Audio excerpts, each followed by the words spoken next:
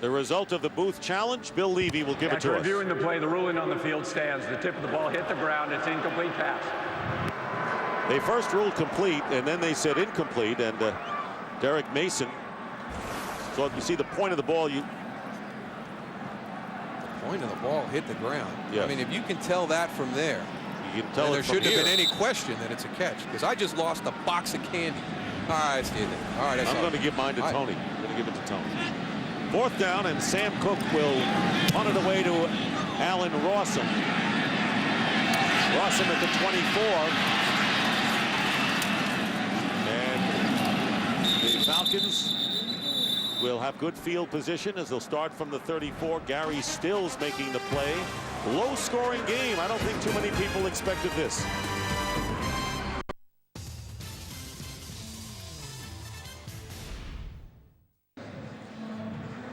Looking at the Ravens bench, Jonathan Ogden, but right now the Atlanta Falcons leading 7-0. Michael Vick's 13-yard touchdown pass to Michael Jenkins, the only scoring in the game.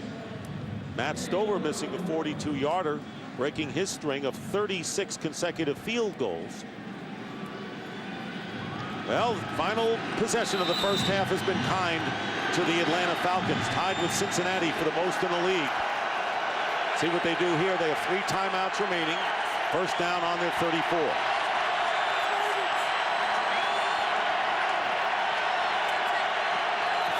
Michael Vick quickly out to Michael Jenkins and goes nowhere as the Ravens are quick to the ball, led by Chris McAllister.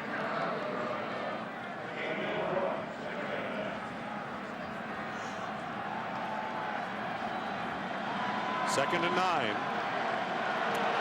Not a whole lot of hurry up in this hurry-up situation from the Falcons. Almost looks like they're in a slowdown mode. Nearly a minute remaining in the first half. And there's Vick taking off after the first pressure. Flag is down. Back at the line of scrimmage, Ed Reed will stop Vick. Holding, number 64 offense. 10-yard penalty, repeat second down. So that's P.J. Alexander, who was signed in week 7 when Matt Lair was suspended for violating the NFL steroids policy. He's been active for this game as his suspension is over, but Alexander called for the holding penalty. As you see the Falcons offensive leaders, Vick with the touchdown throw. Only 28 yards for Warwick Dunn in the first half of the game, a team that's averaging almost 200 yards a game rushing. And only 37 yards all told, but the Ravens only have 7 rushing yards. Second down and 19. 1 minute remaining in the first half, and Michael Vick gets it to Justin Griffin, and he is hit immediately after a minimal gain by Bart Scott. And the timeout is called by the Ravens with 53 seconds to go, looking to get another opportunity before intermission. We'll be right back.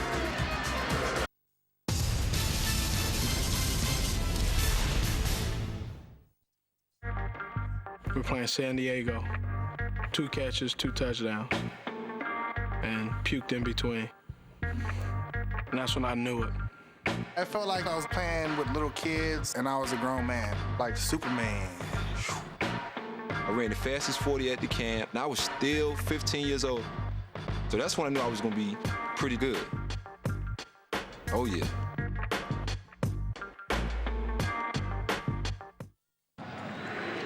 Coming up on the Visa halftime report, Kurt, Terry, Howie, and Jimmy will have scores and highlights from around the league, and the Fox Sports ticker has up to the second scores and stats. What about the play calling thus far here? Well, some interesting decisions by Jim Moore in this first half. He elects to go for it on 4th and inches on the opening drive at his 40-yard line. And with the ball at the 34 and just a little bit under 2 minutes to go in the half, he's been very conservative on this drive. The Ravens are going to have an opportunity here with 47 seconds left and 1 timeout to move the ball down into Matt Stover's field goal range. And they actually have used their final timeout. Remember, they lost one because of the challenge. So they have no timeouts remaining, but 47 seconds left and hoping for a good return by B.J. Sams to try to get them into at least field goal range. Well, on Sunday, December 3rd, college football's greatest teams find out who they will play in college football's greatest games. It's a live primetime special that you can only see on Fox. The All-State BCS Selection Show coming your way Sunday, December 3rd at 8 p.m. Eastern, 5 p.m. Pacific. Rutgers. Well, Rutgers losing to Cincinnati last night, so their little bubble has burst. And it'll be interesting to see the latest lineup on the BCS later on. B.J. Sam's back deep. Michael Kanan will kick it away.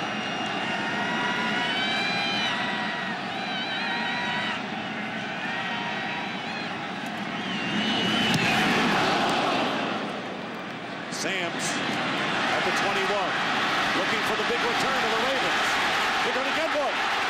B.J. Sam's down the sideline has a blocker, and Sam's is going to run into a Falcon defender inside the 15. Exactly what the Ravens had hoped.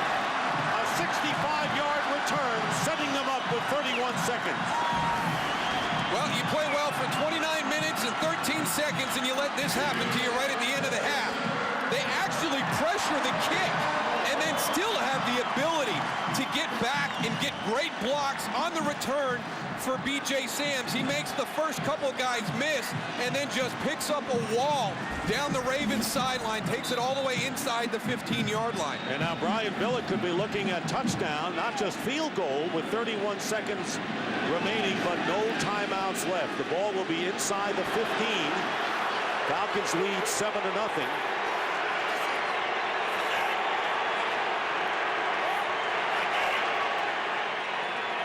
And out of the shotgun is McNair. McNair has time. And going into the end zone for Demetrius Williams, the rookie from Oregon.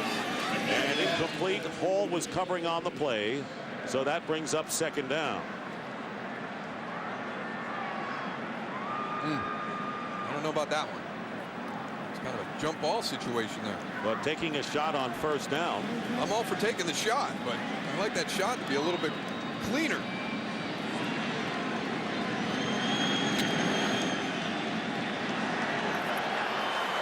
26 seconds remaining. So that special teams magic sure evaporated for the Falcons on that 65-yard punt return. Fumble. Wow. And it's recovered by the Falcons. The first turnover of the game, and the Ravens seemingly in position to score or tie the game, lose the ball. Michael Boley on the recovery on the bad connection between McNair and Mike Flynn. That's on Steve McNair. It looked like Mike Flynn got it up high enough. He wasn't pulling out. Don't know what happened there. Have no idea how those two could have had a bad snap at that situation on the field. So here you have the Ravens, who win 3 games in a row. Nice job, amazing comeback on the road, coming back to play the Atlanta Falcons, feeling good about themselves. In what happens, they are dominated in this first half as the Raven defense and offense, mostly the offense out of sync. Only 7-0, but Atlanta has to feel good about things. Well, Atlanta has to feel great. You know, they rolled the dice a couple times. I didn't like the decision at the beginning of the game to go for it on 4th and inches. They dodged that bullet. I didn't like the way they got into the 2-minute situation. At the end of the half, they allowed the Ravens on a big punt return to get great field position, and they dodged another bullet. So if I'm Jim Moreeeee, I'm going to go in and tell the guys, hey, you know, we got lucky. Let's keep playing. I like the way that they're playing with the enthusiasm, but Brian Billick, after putting themselves in a hole last week against Tennessee, they've come out taking the field the exact same way this week. You know, and Darryl, that 65-yard punt return, which looked like it was going to set the Ravens up for some good things, totally proves meaningless. Right now, let's go to Tony. Well, I just talked to Brian Billick on the way in. He's very disappointed, and exactly what Moose talked about earlier. He said there's absolutely no rhythm in his offense, and the stupid penalties, they can't have that. I asked him, what are you doing in the second half? He goes, first thing we're going to do is we're going to come out with a lot of emotion. So expect them to come out fired up. Where was the emotion at the start of this game with a 3-game winning streak? And that is the end of the first half with the score, the Falcons 7 and the Ravens nothing. Fox NFL Sunday will continue with the Visa halftime report after these messages and a word from your local Fox station.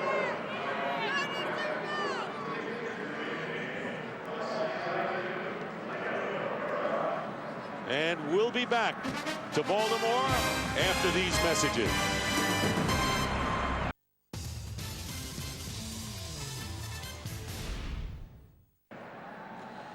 Well, the Ravens may not have much emotion when they have the ball, but the Atlanta Falcons defense emotion is sky high in this game. 7-0 the score at halftime. And Michael Vick has not sprung anything spectacular, but Atlanta will take the lead by a touchdown. And coming up, it'll be the Visa halftime report, and we'll have that after our messages.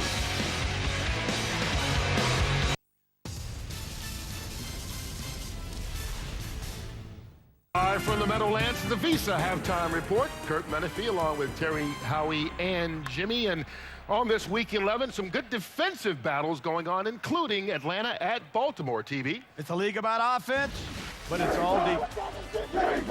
Yeah. Get him, Ray. Get him, Ray. Yeah, that's what Jimmy sounds like when he gets out of bed every morning. Hoo-yah! Ooh. Watch it. Look out, Michael Vick. Hit Michael Jenkins. He does. 13-yard touchdown strike. It is Atlanta at halftime, 7-0 over the Baltimore Ravens. Last year they played in the playoffs. Now they're just playing for respectability. It's 3-3 in the third, Redskins and Bucks. Well, you're taught as a quarterback, and you know this, Kurt. Oh, I know. The receiver is even with the corner, running side by side, underthrow it. Advantage wide out, and special piece Steve Smith. Nice job, Steve Smith. 62-yard touchdown reception. It's 10-0 Carolina over the St. Louis Rams. Talk about big plays, Cincinnati and New Orleans. Well, you just expect fireworks offensively. Carson Palmer back, looking for Chad Johnson down the left sideline. 41-yard touchdown pass. Bengals up early on the Saints, 7-0. Marcus Colston, the young rookie receiver, outstanding, possibly rookie of the year, injured ankle, has not returned to this game. So Drew Brees takes the old pitch back from Reggie Bush. It's called a flea flicker, a gadget pass. Joe Horn, welcome back. Joe hadn't played in a while. 72-yard touchdown strike. Look at that. He's healthy. 10-7 Bengals over the New Orleans Saints. That is a halftime score. Here at the Meadowlands, it's the Jets holding the Bears scoreless, with the Bears defense doing the same to New York's offense. Minnesota Viking quarterback Brad Johnson hands off to this young man, Chester Taylor. Taylor takes it in from 1 yard out. There you go. Vikings up early, 7-0 over the Dolphins. Back in the flat goes Joey Harrington to Justin Field. If the corners drop off, the safeties drop off, the linebacker. Where do you throw it? Underneath in the flat. That's what Johnson does. Field takes it in, 10-7. Dolphins over the Vikings. At Lambeau Field at halftime, New England with a big lead, but Brett Favre had to leave the game with an elbow injury. Aaron Rodgers now their quarterback. Tennessee at Philadelphia. Albert Haynesworth kicked out, been out for a while. He watches as young Vince Young, the Texas kid, the rookie, 14-yard touchdown pass to Ben Troop. It's 7-0 Tennessee, but Donovan McNabb injured knee on this play, carted off the field. Folks, we will give you an injury update as we receive that information. Titans 7-6 over the Eagles. Late, I do mean late in the second. Look at Howie's Raiders. They're up by 6 in Kansas City. Well, Buffalo got 205 receiving yards from Lee Evans in the first quarter. You're not and they own a 3-point it, lead. Ben Roethlisberger, 3 interceptions in the first half, and the Steelers trailed the Browns 10-0 at the break. Hey, coming up when we're done with football, it's the exclusive debut of the brand new BCS standings right here on the AT&T postgame show. Number 2 Michigan lost yesterday at number 1 Ohio State. So, will there be a new number 2? I don't think there should be. Some people do. Jim Tressel, head coach of the Buckeyes, will be joining us to discuss yesterday's game and look ahead to the BCS title tilt. But how about that fireworks yesterday? Yeah, and I'm interested to see if Michigan's number 2. A lot of people saying, well, Michigan should have another shot at Ohio State. I don't want to see another shot. I want to give somebody else a chance. A Florida, an Arkansas, a Notre Dame, a Southern Cal. Give them a chance. Why not if you think these are the 2 best teams that they play again? They've already beaten them once. Who's better? Who's better than Michigan? What do you want to see? You want to see Michigan again? I don't. It's all over the place because I think the 2 best teams played yesterday. Yeah. Now the question is USC, and we talked about it a few weeks ago, if they run the table, are they legitimate enough to be the number 2 team? They get Notre Dame next Saturday night. Notre Dame's also making a case. Florida, Arkansas. Right. We will ask Jim Tressel if he wants to see Michigan again. I think we know the answer to that. Second half of your game coming up right after this on the Visa Halftime.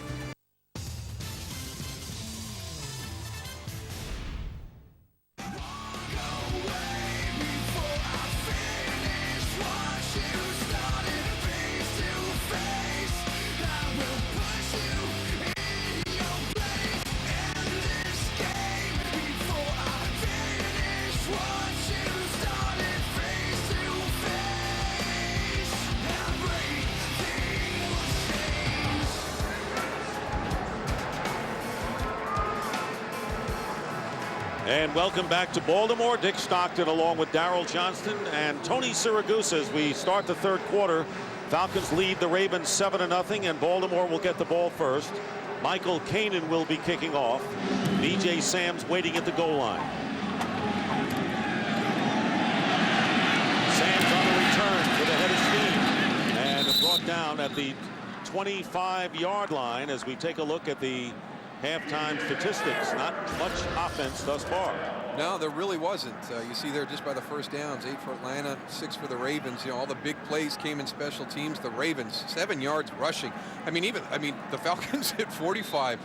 You know, a team that averages almost 200. So tough half offensively. And there you see the fantasy update. Not much, but you got Vic and you got Jenkins. You got something. And for the latest in fantasy stats, log on to foxsports.com. First down at the 25.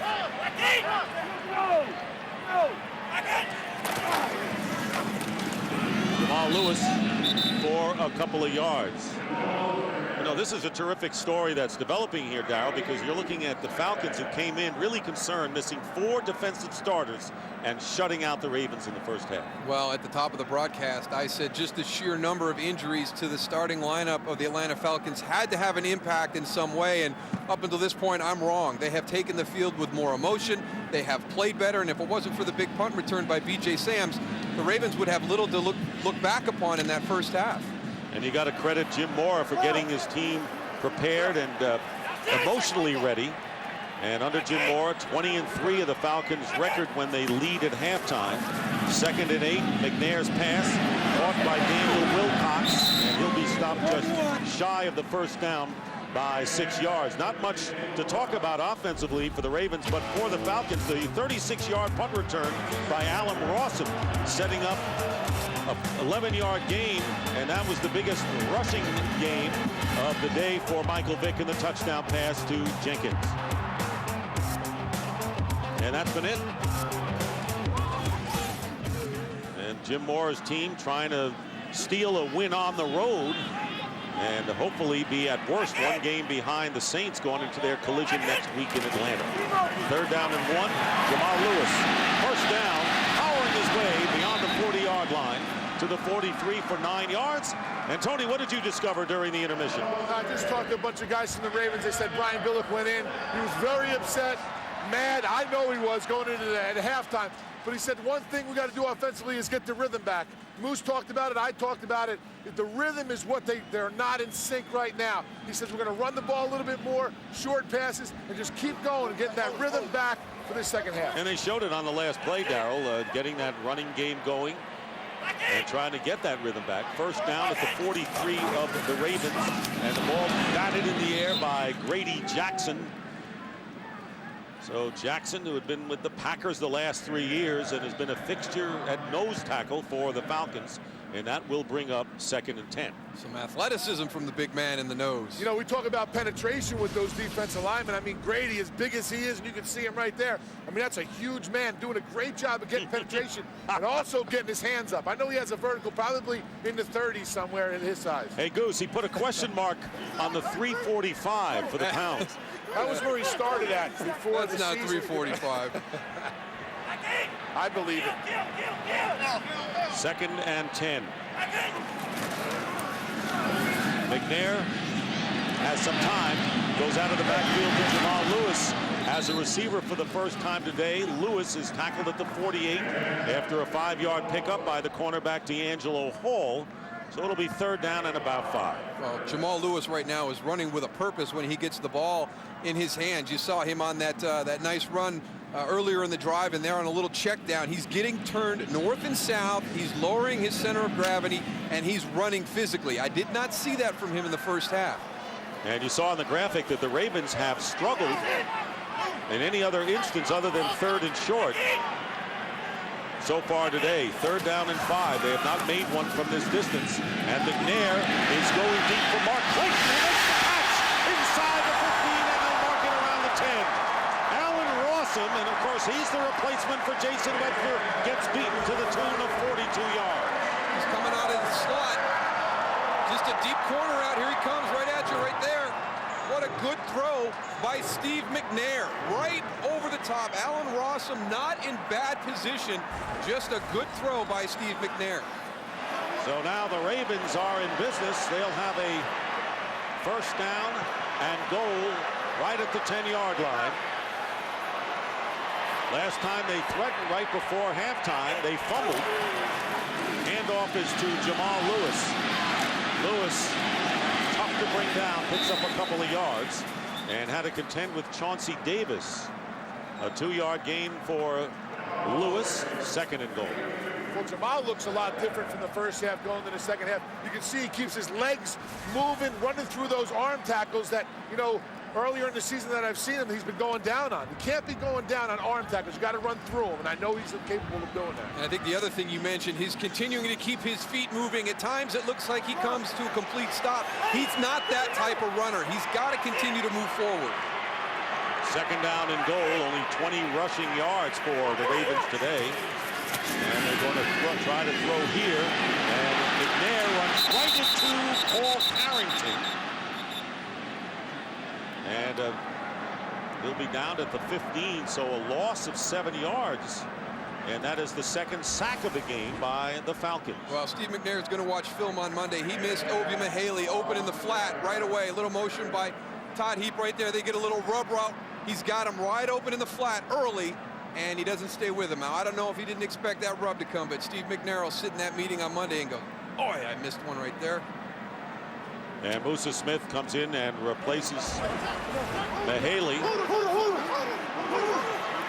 He's a passing threat, Musa Smith, not only running threat. That's his main asset, Tony, no question about it. Third down and goal, and they flip it to Musa Smith. Smith getting down to about the 10-yard line. So fourth down coming up, and Matt Stover will come on the field. Josh Mallard losing his helmet, making the play. So the Falcons do a good job of holding the Ravens here. And Stover, who missed a 42-yard field goal earlier, will try to give the Ravens points. Not real good in the red zone so far today. They had the long punt return, fumble the snap, and on that drive get down to the 10 and just kind of sputter. 29-yard attempt with Sam Cook holding. And the field goal is good. So after 2 trips to the red zone with no points to show for it, Matt Stover's field goal makes it 7-3.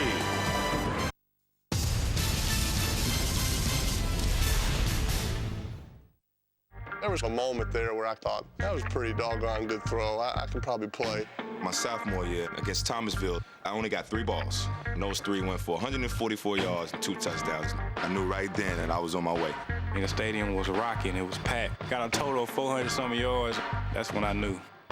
When people stopped calling me Archie's boy and started calling me Peyton, that was a big moment for me.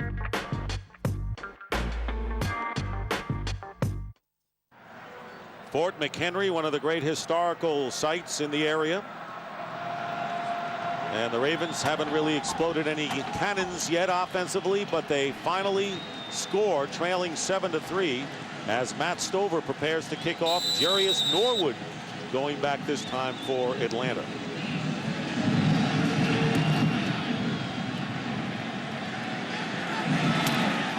Norwood retrieves it from the 5. Down he goes after crossing the 20-yard line by Gary Stills. Working on Josh Mallard. He's got a good cut man over there.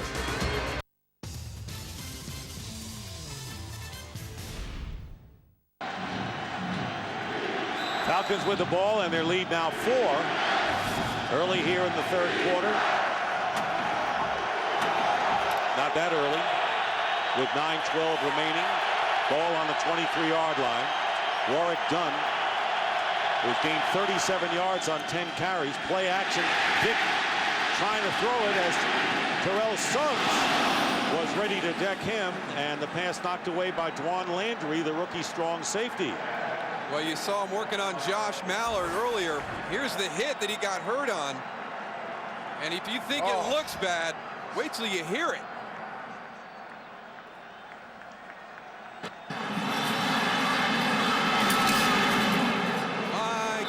There's not many guys in the NFL that get a shot like that to get up. That kid's a tough kid right there, man. Woo. Second and 10. But he is up and walking on the sideline. Dunn slips after getting the inside handoff from Michael Vick, picking up 1 yard on the play. Daniel Wilcox, the backup tight end for the Ravens, has a hamstring pull and will not return. It'll be 3rd down and 9. Ray Lewis, the cheerleader from the sideline, unable to play with the back bruise today, was sprained the other day. Comeback Ray behind the line. 3rd down and 9. Wide receivers have not been a factor at all for the Falcons, other than Jenkins. Pressure on Vick, and down he goes back at the 27, and it was Jerome Sapp, free safety. They send a bunch in there, and a loss of 6 yards, 4th down and long. You're going to have the pressure come in from the side. Number 22, Samari Roll. Jerome Sapp, number 42. They're coming from that side to get the pressure. I'll tell you what, it's real confusing when you send that many guys. Here's a guy right there who wishes he was in there. 4th down, and Michael Kanan will be kicking from inside the 10. And B.J. Sams, backing up. What a great kick and great hang time of about 5.3. Sams trying to get a lot of that back. B.J. Sams.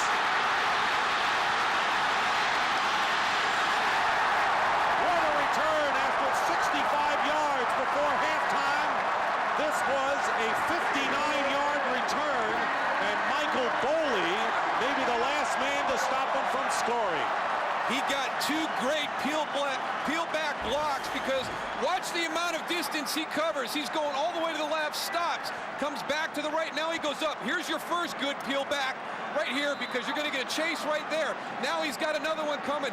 On Chris Crocker right here, you're going to get somebody peel back on that one, because B.J. Sams, his tank is empty at that point. If those guys aren't working backwards, they're going to catch him a little bit sooner. And that's after a great punt by Kanan. So 124 yards in 2 punt returns by Sams. And Aris McNair, does that give the Ravens momentum? And the pass to Derek Mason, and they confer to see whether it was a catch. So 3 officials coming over to see who had the best view as to whether Mason was there, and they rule it incomplete.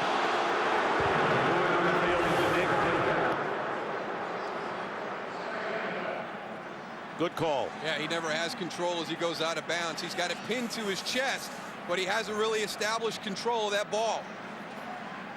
And nor did he have a knee and a foot in bounds, so it'll be incomplete, 2nd and 10. Well, if this offense is looking for an adrenaline or something to feed off of, this stadium has erupted with that run back from Sams. They need to go and have a good drive here and keep this momentum going. Ravens have had a lot of opportunities, Tony. We saw what they've done in the red zone. They've managed 3 points. 2nd and 10 on the 17. Jamal Lewis getting to the 15. Demario Williams, the weak side linebacker, and 2 for Lewis. We got to go back and take a look at this again. B.J. Sams trying to get all the way to the left side. The coverage team for Atlanta does a good job. Now he's coming back to right. Now he gets north and south. And then his teammates being able to see him coming downfield and peeling back. DeJuan Landry right there, a great adjustment on Amari Lowe to get him about 10 or 12 extra yards. So B.J. Sams, 3 punt returns. He has a 65 and a 59-yarder. 3rd down and 8. For the Ravens, who trail by 4. And the pass, and it's caught by Demetrius Williams, but shy of the 1st down. So now it'll be 4th down and about a yard in a 7-3 game. You got to go for it here, Moose. And you got the momentum right now. You got everything going in your direction. Pin them back. The worst thing that could happen is you put your defense with them pinned back there. Well, it looks that way because you saw Brian Billick